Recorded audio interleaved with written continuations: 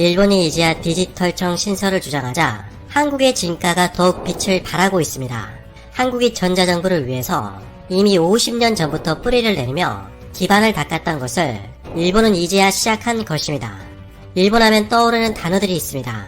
일본은 팩스의 나라이며 골판지의 나라라는 것이죠. 일부 서양인들은 일본에 대해 환상을 가지고 있을지도 모르지만 일본의 실상을 확인해보면 정말 상식적으로 이해하기 어려운 구석이 많습니다. 현재 일본의 뉴스를 봐도 골판지의 나라로 불릴 만큼 골판지의 사용이 일상화되었는데요.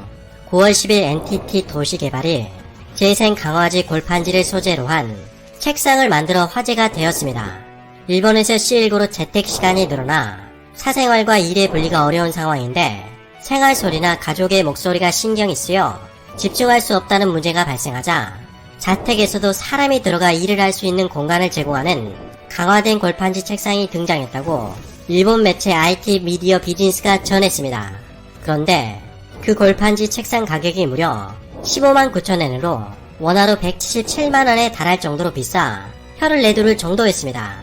상식적으로 이해가 되지 않은 것은 그냥 플라스틱이나 원목을 사용해서 제조하면 훨씬 더 간단하고 단단하며 저렴한데 굳이 골판지를 강화한 소재를 활용해 제품을 만들었다는 것이죠. 일본 네티즌들도 이에 대해서 황당하다는 댓글을 달았습니다. 골판지 소재인데 15만엔이면 너무 비싼 것 같습니다. 도대체 15만엔이면 누가 사겠습니까? 15만엔이라니 저는 그냥 슈퍼마켓에서 공짜로 골판지를 받아서 만드는 게 낫겠습니다. 저도 그냥 답답해 보이는 골판지 책상보다 차라리 서재를 이용하는 편이 좋겠습니다. 그뿐만 아니라 일본 지자체에서는 C19나 재해시를 대비해서 최근에 대피소에서 훈련을 실시했는데 훈련의 핵심이 바로 골판지 침대를 어떻게 신속하게 조립하는가였습니다. 이건 역시 요즘 텐트가 간편하게 나오기 때문에 조립할 필요도 없이 간단하게 해결될 문제인데 일본에선 습기 문제야 보관의 불편함과 더불어 조립 문제까지 있는 골판지 침대와 칸막이를 사용하고 있는 것이죠. 일각에서도 골판지 침대보다는 다른 국가들처럼 텐트를 이용하자는 목소리도 들리고 있지만 골판지를 애용하는 현실은 쉽사리 바뀌지 않은 것 같습니다. 이렇듯 C19에 직면하여 일본의 사회구조가 다른 국가에 비해 디지털화가 얼마나 지연되고 있는지가 만천하에 드러나 빈쪽을 샀고 해외에서 일본에 대한 사례들이 계속 보도가 되자 일본 내에서도 이제야 반성의 목소리가 흘러나왔습니다. 그리고 심각성을 인지한 스가 관방장관은 총리가 되자마자 디지털청을 신설해 개혁을 하겠다는 의지를 드러냈습니다. 스가 신임 총리는 핵심 주제로 종적관계 행정의 타파를 내걸며 디지털을 추진하고 있는데요. 그러자 한국의 선견지명이 더욱 부각되고 있습니다. 대한민국의 전자정부는 벌써 53년을 맞이하고 있습니다. 전자정부의 개념은 행정 업무의 전산화와 정보화로 신속하고 정확하며 효율적인 행정 서비스를 제공하기 위한 것입니다. 따라서 전자정부는 정부 업무의 디지털화와 네트워크화 등 기술적인 측면을 강조하며 정보의 공개와 공유, 그리고 서비스의 질과 행정의 투명성을 이루기 위한 형태이죠. 한국에서는 굳이 관공서를 방문할 필요도 없이 인터넷으로 민원을 신청하거나 안내를 받으며 각 행정기관이 보유한 행정정보를 인터넷으로 열람이 가능하거나 확인이 가능하죠. 이러한 것은 그냥 이루어진 것이 아니라 각고의 노력과 시간이 필요했습니다. 그래서 대한민국 전자정부의 역사를 확인해보면 더욱 놀랍습니다. 대한민국 전자정부의 뿌리는 경제기획원 조사통계국이 인구센서스 통계 시스템을 도입한 1967년으로 보고 있습니다. 50년 전만 해도 관공서에서 필요한 서류를 받기 위해서는 정말 오랜 시간이 걸렸습니다. 관공서 창구에는 항상 줄이 길게 늘어서 있어 시간 소요와 불편함은 이루 말할 수 없을 정도였죠. 대한민국은 1969년에 전자계산 조직 종합개발계획안을 수립했고 1970년에 중앙전자계산소를 설립했습니다. 1975년에는 행정전산화 기본계획을 발표해 중앙행정기관과 전국 지자체의 정보화 체계 구축이 시작되었습니다. 1978년 1차 행정전산화 5개년 계획을 통해 32개 기관에 99종의 업무를 전산화했습니다. 1982년에는 2차 행정전산화 기본계획을 수립해 더욱 박차를 가했습니다. 그리고 1980년대부터 본격적으로 컴퓨터와 소프트웨어 등의 통합과 자동화된 업무 시스템을 개발해 전산화의 효율성을 증가시키기 위해 국가기관 전산망 사업을 계획했습니다. 그리고 1994년 정보통신과 정보화를 총괄하는 정보통신부가 출범했고 1998년 행정자치부를 신설해 전자정부 구현을 주도했습니다. 2001년에는 행정 업무 등 전자화 촉진 법률이 제정되었습니다. 그리고 시민의 불편함을 최소화시키고 행정의 효율성을 극대화하기 위해 2002년 12월 1일부터 세계 최초로 전자정부 서비스를 시작했습니다.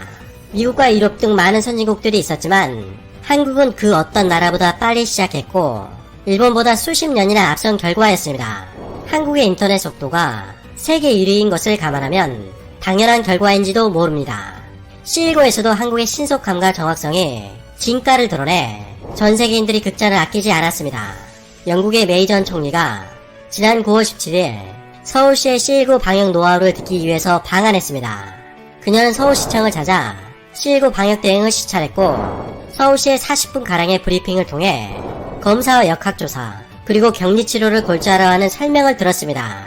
그리고 메이 전 총리는 한국이 C19 팬데믹 상황에서 정말 대응을 잘하고 있고 다른 국가들의 실제 방역 모델이 되고 있다라며 감탄했습니다. C19 치료제와 백신 등의 개발 속도를 높이고 공평한 배분을 보장하기 위한 국제적 공조기구에 대한민국이 이사국으로 참여한다고 밝혔습니다. 세계보건기구와 유럽연합집행위원회 주도로 창설된 액트A는 국제적 협력을 통해 C19 백신이나 치료제, 진단기기의 개발 속도를 높이고 배분과 조달 등을 지원하는 역할을 하는데 26개 국가정부 대표가 참여하는 이사회에서 한국은 시장 주도국 지위로 참여합니다. 시장 주도국에는 한국 이외에 미국, 중국, 인도, 러시아, 브라질 등이 속해 있는데 한국의 경우 진단기기 분야 기술 및 생산 능력을 인정받아 참여하게 되었다고 복지부는 전했습니다. 이에 반해 일본은 C19를 통해 팩스의 나라라는 것이 드러났을 뿐만 아니라 지금도 관련소를 받기 위해서는 직접 지자체에 방문해야 하는 불편함이 있습니다. 한국과 비교조차 되지 않을 정도로 일본은 디지털화가 되어 있지 않다는 것이죠. 그리고 대한민국의 노력은 놀라운 성과로 증명되었습니다.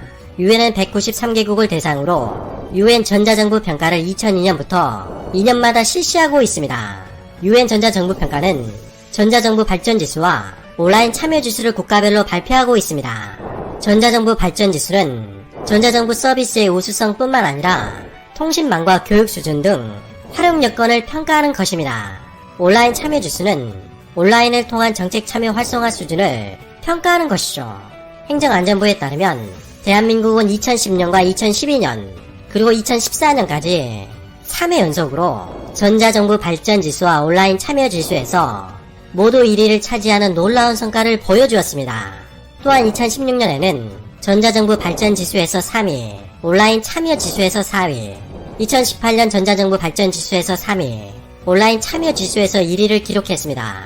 그리고 2020년에는 전자정부 발전지수에서 덴마크에 이어 대한민국이 2위를 기록했고 온라인 참여지수에서는 미국 에스토니아와 함께 한국이 1위를 기록했습니다. 즉 대한민국 전자정부 시스템은 여전히 세계 최상위에 랭크되어 있습니다. 이에 반해 일본은 디지털 정책의 핵심을 캐시리스, 즉 현금을 쓰지 않은 것으로 보고 있습니다. 이번 자민당 총재 선거에서도 그것이 가장 중요한 논점 중 하나였습니다. 그리고 구체적인 캐시리스 결제의 목표치로 일본의 캐시리스 결제 비율을 2025년까지 40%로 끌어올리는 것입니다. 그리고 추후에 세계 최고 수준인 80%까지 목표로 하고 있습니다. 얼마나 일본이 현금 비율이 높은지 알려지는 수치가 있습니다. 코트라에 따르면 2015년을 기준으로 일본의 캐시리스 결제 비율은 겨우 18.4%에 불과했습니다. 중국이 60%이고 캐나다가 55.4%인 것을 감안하면 정말 낮은 수치이죠. 한국은 이미 2015년에 89.1%를 기록한 것으로 나타났습니다. 그리고 지난해를 기준으로 일본은 20% 정도였고 중국은 66%였지만 한국은 무려 96%에 이르는 것으로 나타났습니다. 한국은 이미 세계 최고 수준이며 일본의 최종 목표치인 80%까지 넘었다는 것을 감안하면 한국의 캐시리스 결제 비율은 일본이 감히 넘볼 수 없는 차원인 것이죠.